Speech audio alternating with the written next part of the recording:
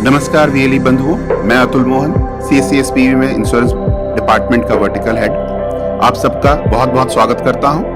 और जो हम इंश्योरेंस एजुकेशन सीरीज चला रहे हैं उसके दूसरे वीडियो आरोग्य संजीवनी पर आपका स्वागत करते हैं। आपसे उम्मीद है कि आप पूरे वीडियो देखेंगे और इस प्रोडक्ट को समझने की कोशिश करेंगे।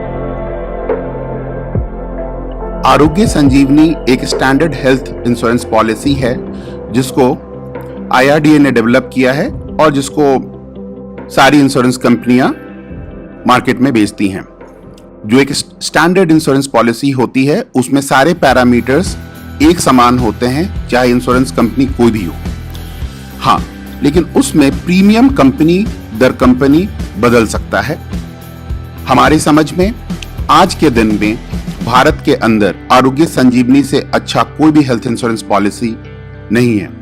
पर एक सवाल बना हुआ है अब जो हम आज तक कोई इस वीडियो में देखते हैं, क्योंकि अप्पू हमेशा एक सवाल का जप्पू चला देता था। सिकंदर 327 BC में भारत आया था। हम कैसे मान ले? हम कैसे मान ले? इस सवाल का हम जवाब देंगे, परंतु उसके पहले आरोग्य संजीवनी के बारे में हम जान लेते हैं। आरोग्य संजीवनी से रिलेटेड जो मूलभूत बातें हैं, जो बेसिक इंफॉर्मेशन है, वो इस प्रकार हैं। जो एलिजिबिलिटी है किसी भी चिल्ड्रन के लिए 0 से 25 साल तक, और जो अडल्ट मेंबर होंगे उनका उम्र होगा 18 से 65 साल। ये पॉलिसी इंडिविजुअल लेवल पे भी ली जा सकती है, मतलब एक व्यक्ति जो ले रहा है वो उसका बेनिफिशियरी होगा, या फिर वो फ्लोटर पॉलिसी हो सकती है जिसमें फैमिली के मेंबर्स जैसे कि वो व्यक्ति, उनकी पत्नी, उनके बच्चे, उनके माता पिता या फिर सास ससुर हो सकते हैं। जो इसमें सम इंश्योर्ड होता है उसका मिनिमम जो सम इंश्योर्ड है वो 1 लाख का है और वो 50,000 के स्लैब में बढ़ाया जा सकता है, और अब ये 5 लाख रुपए तक हो सकता है। जो पॉलिसी टेन्योर है वो 1 साल है। जो प्रीमियम पेमेंट का मेथोडोलॉजी है वो मंथली हो सकता है, क्वार्टरली हो सकता है, हाफ ईयरली हो सकता है, ईयरली हो सकता है। आप इस बात को नोट करेंगे, ये अनूठा हेल्थ इंश्योरेंस पॉलिसी है जिसकी पेमेंट आप मंथली, क्वार्टरली, हाफ ईयरली या ईयरली कर सकते हैं। ज्यादातर जो इंश्योरेंस पॉलिसी होती है उसका पेमेंट शुरू में ही किया जाता है। अब हम लोग कवरेज और सब लिमिट के बारे में जान लेते हैं। यहां पर हम लोग समझने की कोशिश कर रहे हैं इन पेशेंट केयर की या हॉस्पिटलाइजेशन की। हॉस्पिटलाइजेशन कम से कम 24 घंटे की होनी चाहिए, और हॉस्पिटलाइजेशन प्लान्ड होती है जिसमें आप एक नियत टाइम में हॉस्पिटलाइजेशन के पहले आप TPA या इंश्योरेंस कंपनी को अपने हॉस्पिटलाइजेशन या जो ट्रीटमेंट लेने जा रहे हैं उसके बारे में बताते हैं। लेकिन इमरजेंसी के केस में आप पेशेंट को भर्ती करने के बाद बताते हैं और वो प्रोसेस स्टार्ट होता है। जो इसमें room rent, boarding, nursing charges हैं पर डे का, वो 2% ऑफ सम इंश्योर्ड या मैक्सिमम 5,000 रुपए तक हो सकता है। जो इंटेंसिव केयर यूनिट है या इंटेंसिव कार्डियक केयर यूनिट के जो चार्जेस इंश्योरेंस कवरेज करता है वो 5% ऑफ सम इंश्योर्ड है या मैक्सिमम 10,000 रुपए प्रतिदिन।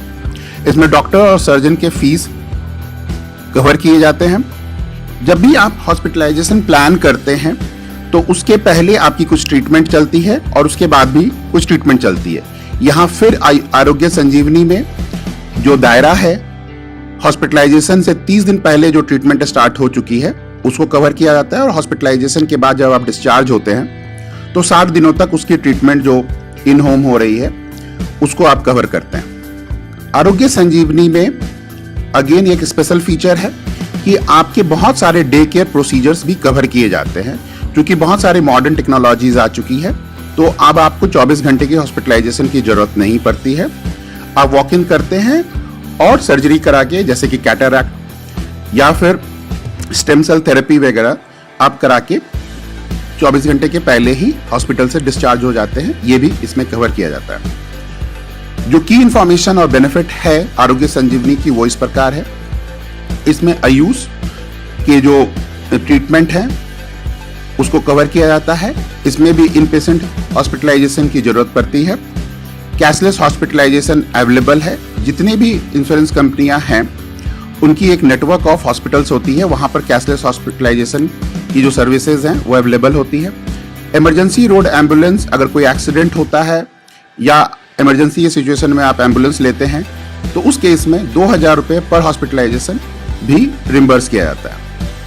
जैसा कि पहले बताया, कैटरेक्ट का ट्रीटमेंट भी इसमें कवर्ड है। वो 25% ऑफ सम इंश्योर्ड या अप टू 40,000 रुपये प्रति आंख हो सकता है। इसमें जो पॉलिसी रिन्यूअल है वो लाइफ लॉन्ग रिन्यूएबिलिटी है। आप जब तक चाहें तब तक बेनिफिशियरी अपनी पॉलिसी को रिन्यूअल करा सकता है। आरोग्य संजीवनी का एक और बहुत इंपॉर्टेंट फीचर है, जैसा कि बताया कि आपको डे केयर भी अलाउड है, क्योंकि बहुत सारे मॉडर्न टेक्नोलॉजीज आ चुकी हैं।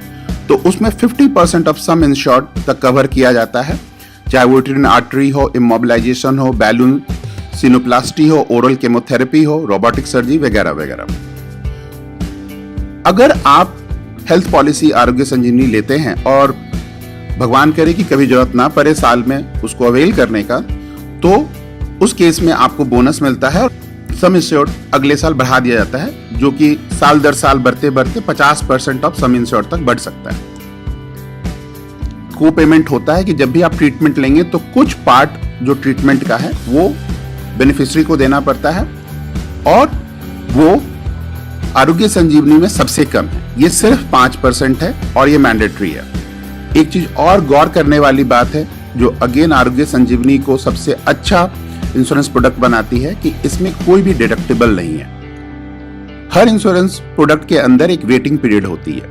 कभी भी आप जब इंश्योरेंस पॉलिसी लेते हैं तो उसमें इनिशियल वेटिंग पीरियड होता है। आरोग्य संजीवनी में 30 दिन है और सभी इंश्योरेंस पॉलिसी में ये 30 दिन का होता है। लेकिन अगर कोई एक्सीडेंट हो जाता है, कोई इमरजेंसी आ जाती है, तो ये इनिशियल वेटिंग पीरियड एप्लीकेबल नहीं होता है, और आप पॉलिसी लेने के अगले दिन ही अगर इमरजेंसी हो, खुदा ना खास्ते हो जाती है, तो आप हॉस्पिटलाइजेशन जा सकते हैं और अवेल कर सकते हैं बेनिफिट्स को। इंश्योरेंस पॉलिसीज में एक और बात होती है प्री एग्जिस्टिंग डिजीजेस। तो इसका ज्यादातर इंश्योरेंस पॉलिसीज में 4 साल का वेटिंग पीरियड होता है, यहां भी वो 4 साल ही है।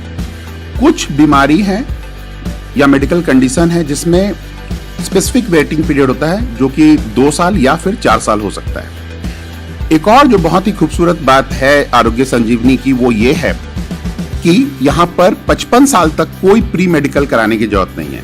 जो प्री मेडिकल टेस्ट से एग्जेम्प्टेड हैं वो किसी इंश्योरेंस पॉलिसी में नहीं है। ये सबसे बड़ा एग्जेम्पशन है प्री मेडिकल टेस्ट को लेके।